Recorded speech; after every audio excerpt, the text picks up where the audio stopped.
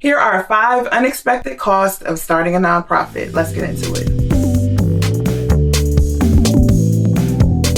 Hey there, this is Tiffany with Boss on a Budget. I help people get started with their nonprofits and teach them how to raise money from the ground up. I have a membership society that's dedicated in helping you get money for your nonprofit. In this video, I want to talk about unexpected costs when you're starting a nonprofit. The first one is insurance. So here's the thing. When you are starting a nonprofit, you're starting an actual business, and any business needs some level of liability insurance because you're just operating from day to day. Now, let me just say this.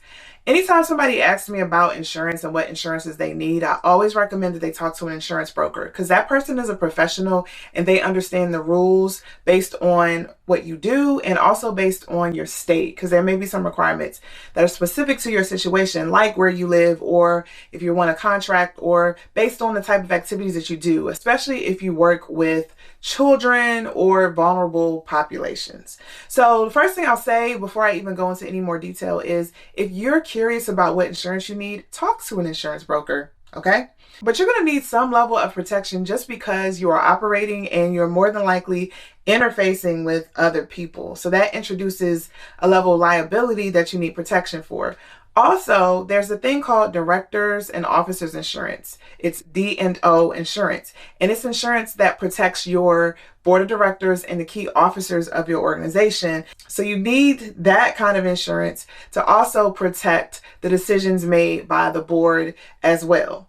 And that's a cost or a type of insurance that most people don't realize that they need. So I want to make sure that's on your radar. The other thing is, if you're transporting people or if you're doing events, you're going to need some insurance for that as well. Even if you don't have like general liability insurance, if you're doing like a pop-up fair or you're running like a resource fair or something like that, you're going to need event insurance for the day.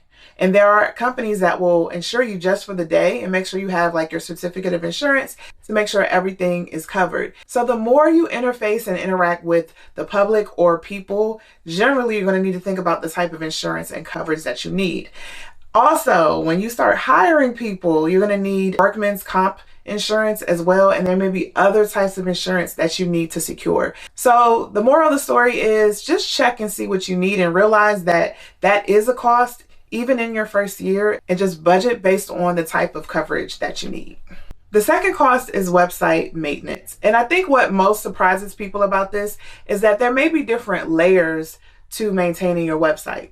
And because people may not have ever built a website or don't understand like the back end of it, it may be confusing. And some of this depends on how you build your website and who you use to build your website. So the first thing I'll say is if you're looking to get in a really expensive website designer and you're in your first year, my piece of advice, don't do it. You want to know why? Because you don't even know what you want to say. Your mission is going to change 11 times. You're going to have to create certain updates, and you just haven't solidified your brand yet. You don't really know what you want your look to be, what you want the feel of your website to be. You really want to employ a designer when you're really moving up and making sustainable money and can afford that. But in the beginning, you absolutely can and should use a do-it-yourself website. Some designers probably would disagree with me, but that's because they're designers. The purpose of you having a website in the beginning stages is not to have the fanciest, prettiest website. It's just so that people can look you up and make sure you're credible. It's just to make sure that people can find out information about you. It's not to have these fancy plugins or fancy animation or anything like that. That should be the least of your worries. And if you're concerned about how pretty things look and you're wasting time looking and making sure everything is perfect, I would recommend that you not do that.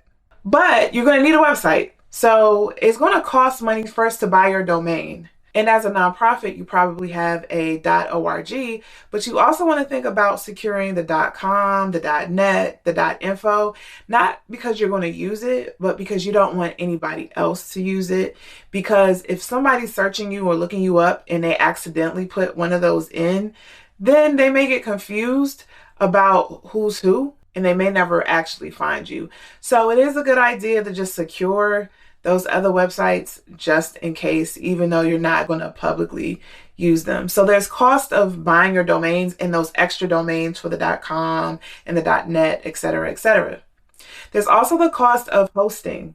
So you have to park your website somewhere and you have to pay for that. And then you got to pay for the actual design of your website. So what I'm explaining is if you're doing it yourself. So you're going to have to pay for either a template that you buy, that you tweak, or you may use a service like a Squarespace where everything is built in, but you still have to pay a monthly fee to be able to use the service where you can host and also use their templates and also run your website. So there are ongoing costs, and it can be really layered depending on what you choose for your website that I think some people may not realize. And you need to budget at least $50 a month just in case to make sure that you're covered. So for this next category, I'm just going to say marketing stuff. I'm just going to group it all together. You're going to need some help with marketing. And this is the thing that I've noticed with nonprofit founders. Most of you are not marketers. I'm not a marketer. I'm a social worker. So I didn't even know when I first started my business, all the things that were out there, all the tools available to me. And I didn't realize how they could help move my business forward. So things like email marketing systems or customer relationship management systems, so CRMs, I didn't know about those. I didn't know about automations when you want to DM people on Instagram. I didn't know about social media schedulers. I had to learn all that stuff. But some of that stuff has a cost. And as you grow, the cost grows, especially when you're talking about email marketing systems and CRMs. And that was completely unexpected and a shock to me. So I want you to be mindful of that first of all, as a nonprofit, you need an email marketing system. You need a system that can send emails in bulk, that can send mass emails, not just sending your email through your Yahoo or through your Gmail. Shout out to people who still use Yahoo or Hotmail. But you need a system that can do mass mailing, and it can do analytics. So it can track who opens your email. It can track who clicks in the email. You need those kind of analytics as you begin to grow. You need a CRM or a donor relationship management system. So that's what they refer to more so on the nonprofit side. But you need that when you're trying to track the number of donors that you have, when you're tracking the conversations, when you want to see the last time somebody donated, when you want to track how much they donated so you can figure out how to ask them in the next year. That kind of data can help you raise more money. You having those tools can make you more successful. But you may not realize in the beginning that you even need those tools. And then as you grow, you may not understand the cost of those. So there are some email marketing systems that are free, that start off free. But then as you grow your contact list, or as you want to do more things and use more tools, you're going to have to pay.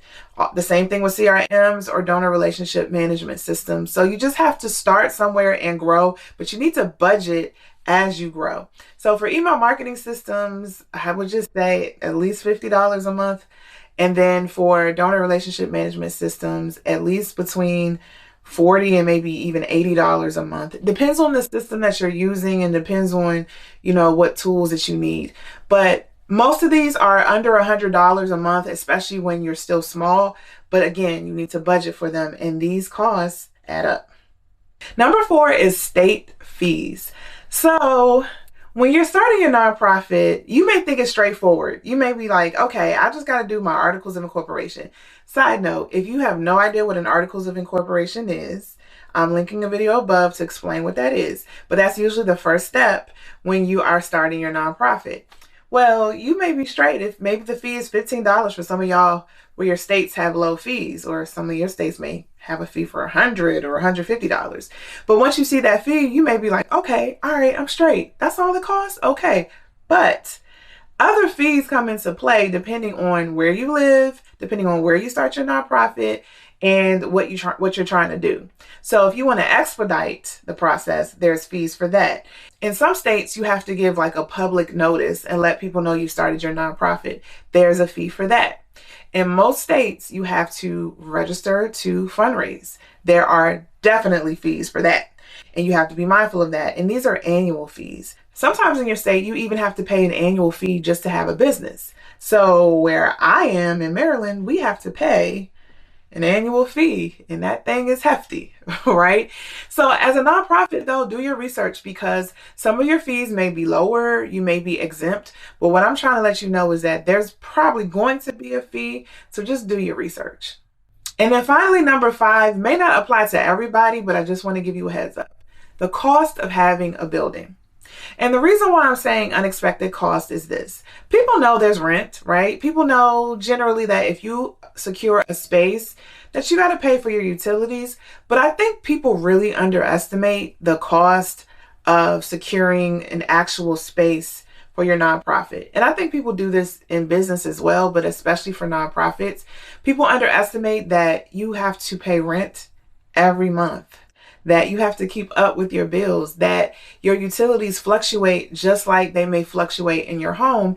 And for your nonprofit, you may have less control because there may be more people using the nonprofit or sucking up the resources, sucking up the electricity or the gas or whatever, costing you more money. But there are other hidden costs of having a building.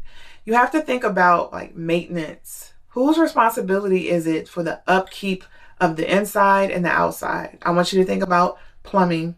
I want you to think about like the HVAC when things break down or you have to replace air filters to make sure that the furnace doesn't break or the air conditioning keeps running. I want you to think about inclement weather, and I want you to think about like securing the space, like making sure that there are no slips and falls due to rain or snow and ice and things like that. I want you to think about the added insurance that you may have to secure because you now have a building and there are people coming in and out, and people can get hurt even by accident that you may have to pay for. So there's extra liability by having a space. So I just wanted to throw that one out there because I know a lot of people are looking for either like a house for transitional housing, or they're looking for an office space because they just feel like I need a building in order to do my work, right?